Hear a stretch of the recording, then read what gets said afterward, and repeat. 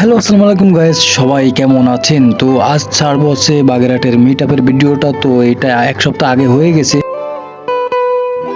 আজকে যাচ্ছি বাগেরহাট, মেলা দিন পর ঘুরতে বেরোলাম। সবাই বুঝেই গেছেন যে আমরা কোথায় যাচ্ছি। আমরা যাচ্ছি বাগেরহাটে, একটা মিট আপে ইনভাইট রয়েছে আমার আর রহমতের, তো সেইখানে আমরা যাচ্ছি।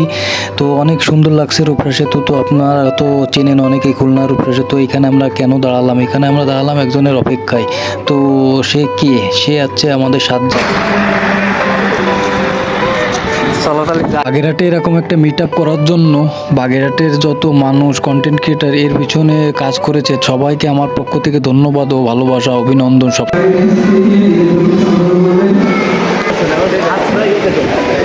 বিশেষ করে ভাইকে আহ্বান করছি আপনারা কিছু ভাই